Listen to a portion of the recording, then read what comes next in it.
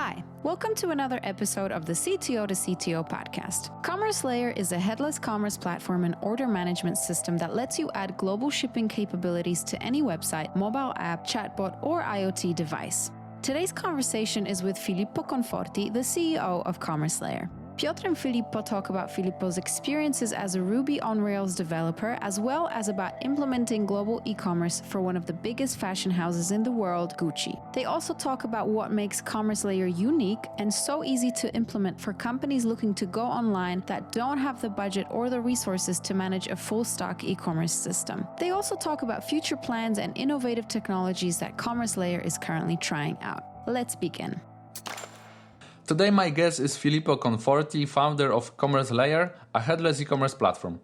He started his career as a Python, Java, and then Ruby on Rails developer. Actually, he spent quite a few years as an architect at Gucci.com. Reportedly, it was a custom and pretty monolithical Ruby-based platform.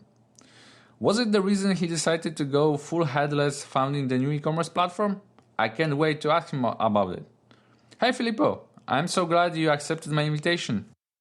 Hey Peter, it's a pleasure. Thanks. It is nice to be here. Awesome. Filippo, do you remember your first job as a developer? All right, yeah, it was in right after graduating. It was 2004. I worked for a company that was called Space, and we built. We were building a product that was about managing museums, and it was. Yeah, exactly. Museums. How do you manage the museum actually in a piece of software? Yeah, it's not the museum management. It's like delivering media to the museum. You know, some like media experiences to the museum customers. Gotcha. Expositions and virtual things, multimedia and so on, right? Exactly. It was very nice. The company is still one of the most popular in Italy, and they power a lot of museums in Italy. Awesome. What are your key flashbacks about the software development in the early 2000s? Well, yeah, I remember that as a developer, so the feeling was to get some kind of superpowers. You know, you thought that you could build pretty much everything. You know, and I remember that I used to spend very much time brainstorming ideas with my fellow engineers. You know, we could build this, we could build this other product or this idea. You know, every day was a new idea. Awesome. So it was like feeling superpowers. You can change everything, right? Exactly. You started your Ruby on Rails developers career around 2007. I remember those years very well. Rails was hot topic. How it changed the software was built, the way software was built? Rails was really brought fresh air in terms of simplicity and, you know, especially to build prototypes. So it was very easy to create an application, a web application from scratch. And that was the number one reason why a developer approached a framework like Rails. I actually remember Rails, especially for the fact that they brought test-driven development in the core workflow. Yes. Before Rails, the test was something optional, something that you eventually did afterward. And with Rails, I still remember the first ebook. It was like Agile Web Development with Ruby on Rails. There was a tutorial, and in the tutorial there was a TDD approach from the very first chapter. So that was I still believe a lot in TDD and BDD. Yeah, the book was great with Dave Thomas and forward by David Heinemeier Hansen. A lot of people was formed by this book, the process, development process described in this book. And you are, I totally agree with you. You are totally right. The unit tests were part of the scaffolded structure generated by the Rails CLI. So I think it's changed the way people think about the software. Exactly. But I also remember that this scaffolding, as great as it was also pretty magician for me. Like, it was a lot of conventions over configuration and this kind of stuff. That's one point. But there is another point. I mean, the simplicity and efficiency of Ruby stack is like there is no free lunch, right? There is a cost. What was the biggest cost of this simplicity for you, especially after building the software for quite a few years?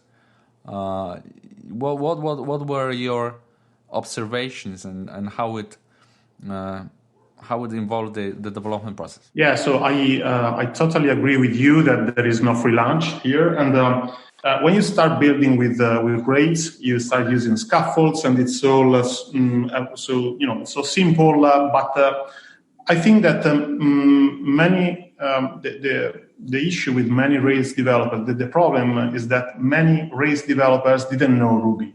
So Rails is not Ruby. Ruby is not Rails. Rails brought Ruby to make it very popular. But Ruby is different from Rails. Rails is just a Ruby gem. And if you want to build Ruby on Rails applications at scale, you need to learn Ruby, not just Rails. Gotcha. Because it brings the magic and also the velocity. But you need to know Ruby and the optimization, database optimization, everything you do with all languages, with all stacks is not excluded by a Ruby on Rails stack.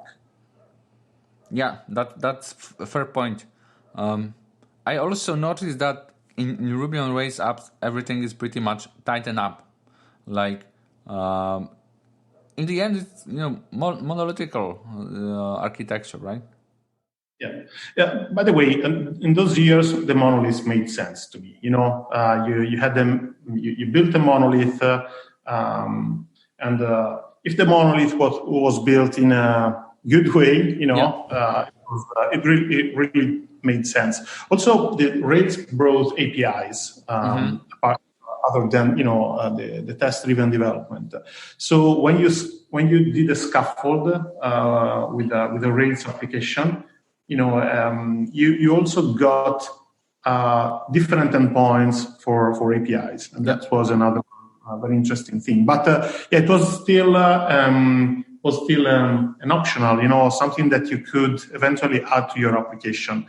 Starting from Rails 5, if I'm not wrong, there is an API only mode, so you can create a new Rails application that is built to power an API. Gotcha. Makes perfect sense. When you joined Gucci.com, was it already implemented using this tech stack? Yeah, it was a Ruby on Rails application. Actually, one of the reasons why I was hired by Gucci in 2011 was because I was one of the few in Italy who had some experience with the Ruby on Rails, and I actually spent, because the platform was built in the United States, I spent quite a bit of time in New York. It was really cool, to be honest. Awesome. So it was fully custom software, or was it based on some platform? Fully custom software. Gotcha. It was and actually it's interesting because we followed the Jamstack-like approach because it was not the standard Ruby on Rails application. We used Rails at least for some pages, for the category pages and product pages.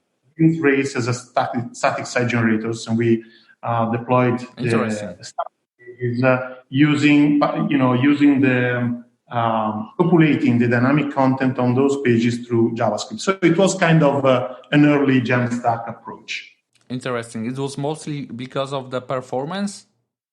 Exactly. Absolutely. Yeah, I remember that we ran, Gucci.com was a high traffic e-commerce, and we could run it with a couple of really small servers and, as the origin servers. And then it was deployed, static pages deployed. Gotcha. Perfect. What do you remember from working on such a huge, in the end, monolithic application? how your job looked like back then. Yeah, so first it was the experience with Gucci was really exciting because it was like it looks like a startup environment in a global brand. So I had the possibility to work with a global brand of the likes of Gucci with an amazing team, but the environment was really a startup-like environment. I've learned a lot about enterprise software in general, and especially enterprise e-commerce, because Gucci, had a different, the e-commerce was a global commerce with different regions, and each region had different requirements, and so it was very, I really learned a lot about this aspect of e-commerce, so the internationalization. Gotcha. Wasn't it a problem for such a dispersed architecture? I mean, globally rolled out platform with many different forks, customizations, features specific to the markets, and this kind of situations that are very typical to such an architecture. Wasn't a tough job at some point to just deploy the next features? I mean, it was still monolithic, right? So it was a big bang deployment, I guess. Yeah, it was. It was also, we should be very careful in deploying the next feature because, it was a monolith that powered all the international e-commerce website. So I'm asking such a question because I'm heading towards the headless that the commerce layer is all about, and I just wanted to better understand the background for this platform. And actually, that might be a good next question. Like, was this experience with monolithic architecture pushing you towards headless, or maybe you just were quite happy with this architecture and commerce layer was answering totally different needs? Well, it actually pushed me to this architecture because part of my job in building especially when we replatformed the Gucci.com e-commerce, was to interact with the agency. So there was the marketing team who worked with an agency, a digital agency, and they designed a complete custom experience. And then we had a platform, a backend platform, and in order to make the two layers work together, my role was to interact. I was at the edge of the backend platform, interacting with the agency and building an API layer on top of the monolith, so that to unleash the creativity and the design that was built by the agency. So that was definitely the moment when it was not a moment, it was kind of a big project, but I really thought why shouldn't be this way natively? Why shouldn't the backend just expose an API so that the front-end developers and the best digital agencies can innovate and can work and can build whatever the customer experience they want. Gotcha. That makes perfect sense. So let me paraphrase what you said. Is something like the need for headless was mostly to let the front-end folks, the creative team, work on their own pace, not being limited by the backend development, right? To separate those two concerns. Yeah, that was the number one driver for sure. Gotcha. So how did you found the commerce layer? Like, do you remember the day you started the company, or maybe the idea came to you, the founding team? Tell us more about the beginning. Yeah, so first I tell you a fun fact because the name commerce layer comes from an idea of creating the 8 OSI model layer, Okay. So that And initially it was like a side project of mine. It was an open source project, and they wanted just to build an API for commerce based on the experience that they had. And so trying to create a model, a model that made sense and with the, with no assumption essentially. So this was the idea. Then it came to onboard the first client, and I realized that in order to make this project a product, we need to do something different. So I created a backend application, an order management system. So the very first version of the OMS that comes with Commerce Layer today. But the core is still the same. The core of our product is still the same. Commerce Layer is an API, and then we can build. We and our developers can build around this API to create some sales channels, to create some integrations. Because by the way, it's not just about headless, because the headless is only the front end part, which is again number one driver, and it's probably the most important part. The main benefit of going headless, but it's not just about headless, it's about API first in all directions. Commerce Layer is not just an application, a headless commerce application with some front end APIs. Commerce Layer is an API first platform on all directions. Gotcha, makes sense. So what's the business model for Commerce Layer? Yeah, it's usage based. You should think of Commerce. I like to think of Commerce Layer as an orders machine, and so it's like when you purchase a bandwidth from a CDN, you get charged by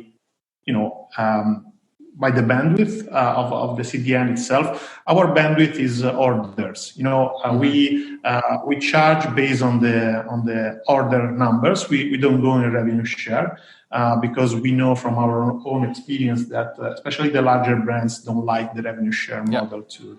Absolutely. So it's a usage base. The usage is mainly based on orders. Then there are other metrics, but and again the number of orders, not the amount of orders. Is not a revenue share model. Gotcha, interesting. And who's the main client? I mean, of course, retailers, other folks entering e-commerce, but on this side, is like CTO or CMO? I would say more the CTO.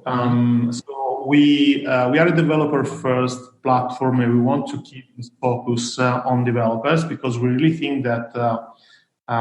We really want to become a developer too, to create e-commerce. And there are so many ways to build e-commerce nowadays. It can be a website, it can be integrating a social channel, it can be integrating, just a form with a type form, for example, or a Google form or whatever. So we really want to become a kind of commerce operating system for developers so that they can build on top of our platform. So the CTO, in general, engineers and technical and tech-savvy people are more our clients. Then we always, our client, I mean, we signed with the contract with the brand, but as a, also as our positioning is more developer first.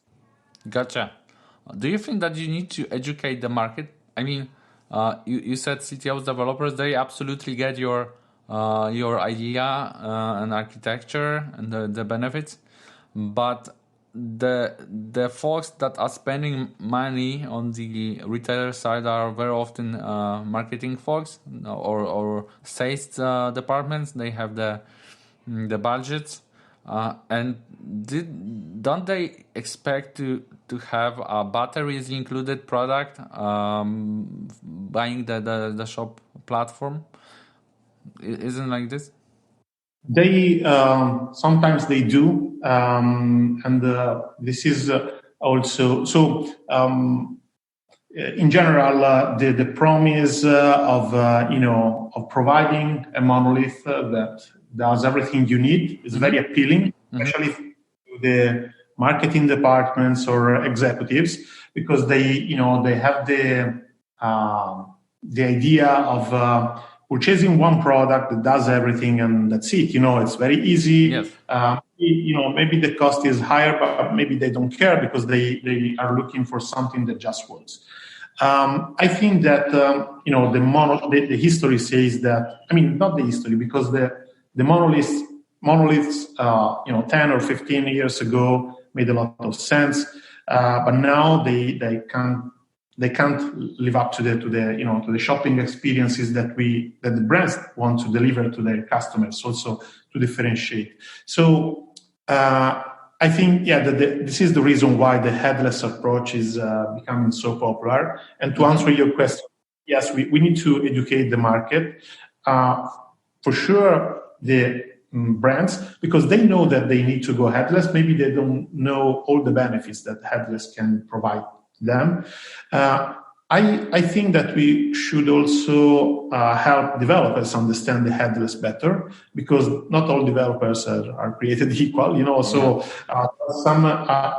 in my experience, when a developer approaches Commerce Layer, they get the benefits, they get the API. I mean, we don't even need to explain too much about how we work. They just read the API reference and they try it and they are happy with it, and they already know what to do. But in some other cases, so there are some, especially the bigger agencies, they maybe get the benefits. But let's say you are a large digital agency and you have invested in a monolithic e-commerce platform, and you have tens of or hundreds of developers that are specialized in that platform. So it's not just choosing a technology and choosing an approach. Means also rethinking your organization, and this is something that can't be done in one shot. It's a process, and for sure, in order to invest in this new approach, they need to really understand what are the benefits and why should they do it. And our role. I think that our role as a company, as a headless commerce company, is to help them, educate them, and help them educate the brands and the market in general. That's very interesting point of view. I think that absolutely this is going on right now. The way agencies are then selling out their services also change, because beforehand they were saying something like, you get this Salesforce, Magento, Shopware, whatever platform, and you have all features included. We can go live in 2-3 months, something like this. Right now, it's more about building the apps, custom apps that are connected to commerce platform, CMS, and different systems. But I have another observation, and I just wanted to confront it with you and check your thoughts, because with this new architecture, the commerce platform, but not only commerce platform, CMSs too, and any other services, are subject to commoditization. I mean, it's like being, a utility company, and like powering the electric energy, whatever. You can just change the provider and you have the same service. Isn't it like this with the platform? Is it good or bad that the platform are more commoditized? That's a very good question. Let me say that it is possible that this will happen in the future. I don't see it happening in the next future. I mean, the next few years.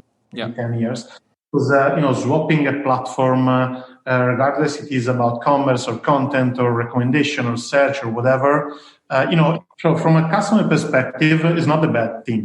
There is no vendor lock-in. You can just choose. You just can swap a piece of your stack, and it's not a bad thing. I think that in the future it will be, a progress, let me say, to if this will be possible. Again, I don't think this is something that will happen in the near future, because again, in order to do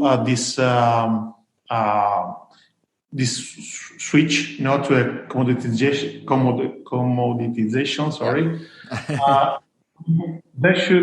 we would need a standard. We would really need a commerce layer, and the commerce layer should be a standard. You know what I mean? Yes. I'm not talking about commerce layer to become the new standard. I'm talking about good naming by the about some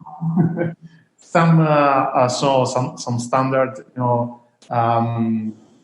some entity or organizations that could work together to build this new standard, this new interface, so that change the platform or change the CMS could become possible. But again, I think this is not something that will happen very soon.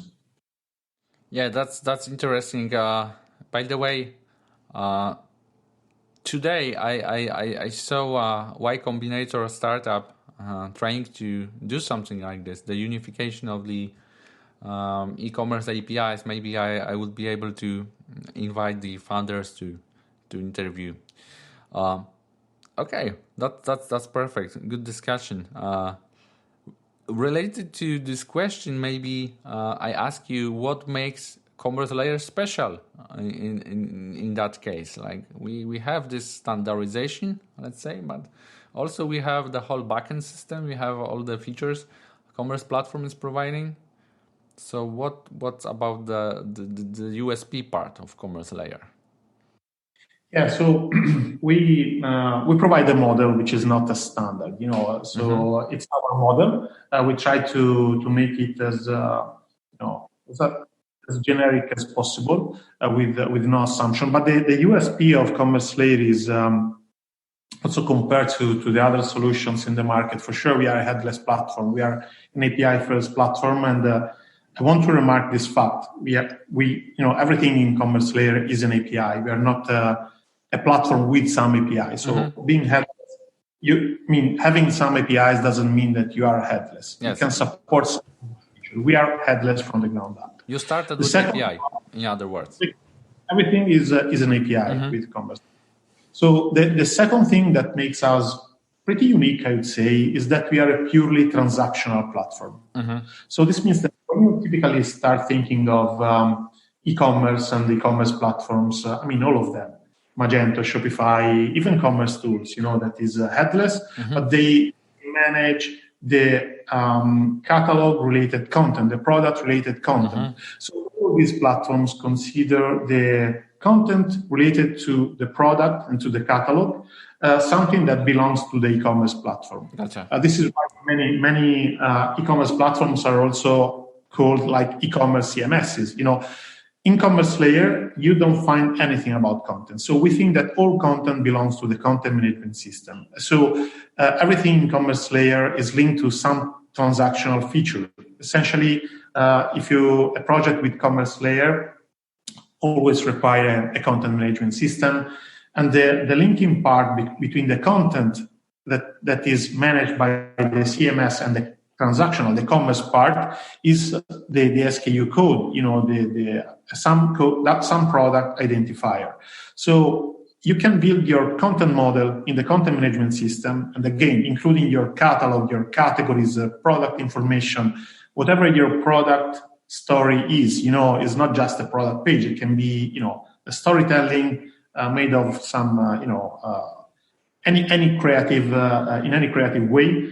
And then in order to make that content shoppable, you just need to connect it to commerce layer. So if it is in commerce layer, and if a commerce layer has defined the price and the availability, that product can be made shoppable through our API. So we really separate the content from the commerce part. And then the third, I would say last but not least, is that also thanks to my experience and the one of my co-founder, Massimo, we met in Gucci. And so working for a global brand, we really had the chance to understand that enterprise commerce and the global commerce is all about localization, localizing the business rules for the different markets. Commerce layer makes it very, very easy to configure different business rules for different markets. So you can have, different price lists. You can have different inventory models. You can have different payment gateways, shipping carriers, promotions. Everything is scoped by market. So if you think, for example, of Shopify, one Shopify account is essentially a single market account, because you can have just one price list and one inventory model and one method. If you need to sell in different markets with Shopify, you need to clone, you need to create different accounts, different Shopify accounts, and to keep them synchronized in some way. So there is a duplication. With Commerce Layer, from a business logic perspective, one Shopify account is mapped to one Commerce Layer market, but in one Commerce Layer, let me say, instance account, you can have as many markets you want. So we provide this flexibility, and which makes it, which makes Commerce Layer pretty unique in the market. Gotcha. Does it mean that the same way I manage the markets, I can manage the sales channels? I mean, web page, the e-commerce site is just one of them, right? I can have mobile app, I can have retail store, I can have maybe digital signage, kiosks within my offline shops. All those different scenarios and channels. Absolutely. So we have these two dimensions. So Commerce Layer is both omni-channel, meaning that you can build applications, and the applications can be, for example, sales channel applications, and you can have, the website, the mobile application, or kiosk in store are just different applications that consume the same API. And then we have the markets. So you can think of a matrix, applications by markets. And so you have this two-dimensional matrix, and you have all this flexibility. You can have many applications, many markets, and all the different combinations. So that you can, you can get orders from one application in many markets, or in a single market from many applications. Interesting. I really like this idea. Does it mean that I can use it to build 360-degree customer experience, right? Absolutely, yeah. You can build any customer touch point, which is not, it's not just the website, as we said. So you can really build, one of the things that I like more of Commerce Layer is that I don't even know what, our developers can build with Commerce Layer. Also in the future, we don't really know what the next big thing will be in terms of the sales channel, for example. Think of the voice commerce devices, IoT, not sure if they will become the next big thing, but in case they could, developers could use the same API, different technology on the client side, but it will be just, another channel for us. Absolutely. Can you share with us some real life cases, the best cases, the most interesting cases maybe you found on Commerce Layer? So for sure, for now there are we don't have yet some of the most innovative sales channels. Let me say, car. I mean, there are some developers and agencies that are doing some prototypes and POC to integrate Commerce Layer with car systems, Alexa, or or IoT devices in general, like coffee machine. There is a company that is integrating Commerce Layer with a coffee machine, but this is these are not live yet. We are still at the prototyping some of these kind of integration. The real life cases are like kiosk in stores, mobile apps, because if you want to build a native mobile app e-commerce application, you need some APIs. So there are some mobile apps, and especially apps in store, like iPad in store, for example. So we have some retailers that have a custom-made iPad application in store, and this application consumes the same API, so the Commerce Layer API, and they sell in store through this different interface. And it's also, the sales assistant can sell products in person, but using the same API that are used by the website, so the e-commerce. Thank you. That's really interesting. We already discussed this a little bit. I'm changing topic from product to let's say process. We already discussed this a little bit, but I'm wondering your thoughts on what makes the development team nowadays with this headless architecture, JavaScript and all the other technologies you need to have. What makes it effective? Who should you have on your development team? Let's say you are building small agency, small web shop, or maybe not web shop. Maybe you are, a merchant building your own development team for e-commerce. Who would you hire to this team? Yeah, I would hire front-end developers. Now I think that I remember at one of the Jamstack conferences, there was a talk. I don't remember who was the speaker, but regardless. So the title was, oh my God, we as front-end developers, now we are full stack, So yeah, because if you are a front-end developer and if you like a node, JavaScript developer in general that use React or Vue or Svelte or or vanilla JavaScript, using with the power of APIs, you become a full stack because you have everything you need. So as an agency, you just need front-end developers. I mean, again, one of the best things that I heard from some agencies is that some of them decided to not build e-commerce at all. If like working with Magento requires a lot of backend engineers and a lot of effort. I mean, it's really hard to build an e-commerce with Magento. And so that's the reason why many agencies decided to not build e-commerce at all, to stop building e-commerce, and focusing on branding and marketing, on the marketing. With this new approach, they can focus, they can build an e-commerce website, for example, just, without the bad bits, without all the hassle in maintaining the backend part, the security and all that part, which is provided by a platform like Commerce Layer or Commerce Tools or other platforms that can, wrap all this complexity for them. So, yeah, I'd say front-end developers. Gotcha.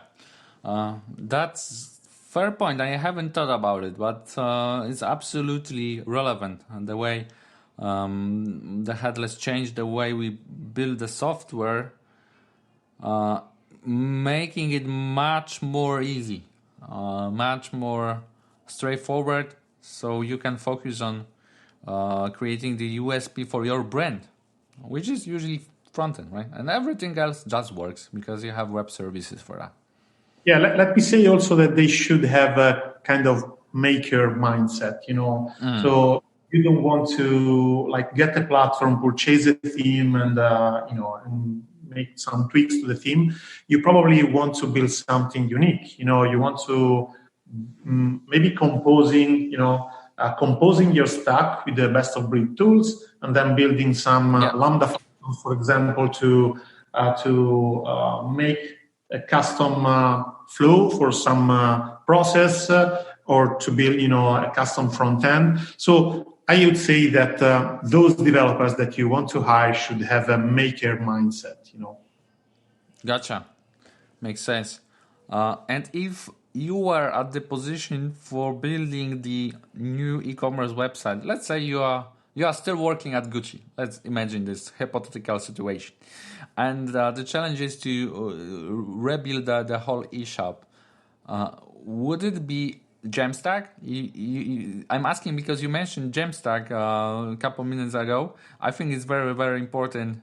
I'm just wondering if you see it's suitable for all the cases or not all the cases. What are your thoughts on that? So yeah, I'm definitely a big supporter of the Jamstack. And I would try to follow a Jamstack approach as much as possible. Let me say that in some cases, SSR makes sense. There are some cases in which you want to evaluate also maybe an hybrid approach, especially when your website is made of tens or hundreds of thousands of pages. And this is very specific to international e-commerce websites. So if you think of like you have, let's say, a 2,000 products catalog, and you sell in 30 countries, and you sell in 3 languages on average. So if you want to build all your website, if you want to pre-build all your website and to make it fully static, it's like 3 by 30, 90, 180,000 pages, which can, it can become an issue at build time because you don't want your build time to last, tens of minutes. So this is a challenge for sure. And in order to mitigate this issue, you can parallelize. You can first define split the front ends. Because, for example, one approach that I see working very well is if you sell in 30 countries, instead of building one website that support 30 countries, why don't you create 30 front ends? And again, I'm not about 30 cloning the full stack as you do with Shopify, for example, but only having different front end applications, and so this is a way. Another way could be to split the website horizontally, because, for example, you have like your homepage, you have your category page, and you have your product pages. Very often, you don't change the product pages that much, and maybe you want to change the merchandising of your website every day. So maybe you should have one front end for the product pages, one front end for the category pages, for example. And so that you just need to rebuild the category pages website instead of rebuilding the entire website. And other than that, you can work on parallelizing the build with more processes and with more resources. But again, this is all things that I'll try to do as much as possible, because if you can if you can build your website on the Jamstack, you really get a lot of benefits. But again, in some cases, I would also evaluate some SSR for some functions, also for some sections of my website. Gotcha. I recently recorded an interview with Tim Neutkens, leader of Next.js. So he described the ways they handle those scenarios. You said they call it a hybrid. So you can pre-render some pages. Some are dynamic only when the content changes. Very, very interesting episode. So to our listeners, if you gonna get deeper into Jamstack, absolutely you need to listen to that one.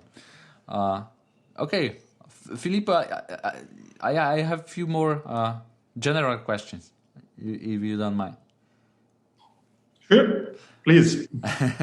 So my first question is, I always ask the question to the founders of the enterprise and e-commerce product I invited, and they usually give me totally different answers. So the question is, what's the next big thing in the enterprise software space? That's a very general question. That's not an easy one. Let me say that at least my goal, as a founder, and I think the next big thing will be to, in general, is a generic answer. So I'm not saying that it's a product or a service, but I would say that the challenge is to bring the simplicity to enterprise software. So, typically, when you think of enterprise, you think of a synonym of complexity and cost and hard to maintain. Something very, enterprisey means also slow and costly and also legacy. I think that the next big thing in the enterprise software will be to bring the simplicity. So to build something simple at the enterprise level, we're already doing that. I mean, not just us. I mean, in the ecosystem, there are some services, very cool services that are bringing that simplicity to the enterprise software. And I think this is just the beginning. We really want to make the enterprise software as nice, as cool, as easy as the not enterprise software, so to say. Absolutely, there is no reason why it shouldn't be like this. I mean, the enterprise software and Shopify, commerce tools, commerce layer, and all the other platforms are showing exactly this. Like the API can be fun again to work with. The stack is easy, simple. That's cool. I think that's a huge change. And for folks used to work with Java or PHP, whatever, like bunch of XML files, nobody understand, and all this crazy enterprise-like stuff. It's a huge change for better. Okay, my last question: if not commerce layer, what other product would you start now in 2020? That's a nice one. As I told, I never. This is something that I didn't lose from the early 2000s. Every day I like to think of new ideas. I don't have one specific, but I think that API aggregators in generally, I probably built some API aggregators. So an API of APIs, vertical with on some, for example, there are some services that aggregate the APIs of shipping carriers, and we are using those services. And I really like those APIs because something that makes the developer life easier, and to expose one single API that wraps other APIs that are typically legacy. Again, I'm not sure about because there are many of those services, but I would probably build something like that. Awesome, great idea. Okay, that's it from my side. Thank you, Filippo, for your time. It was great talking to you, and looking forward for upcoming conversation. Maybe we got some comments from you guys, so we can answer. Thank you. Thank you, Peter. It was a great pleasure, and thank you for having me. Thanks for listening to the CTO-CTO podcast. And now just a quick reminder, we've been preparing some YouTube playlists so that you can really get the most out of our content. So make sure that you go to our YouTube page and hit subscribe so you don't miss out on that. And see you next week.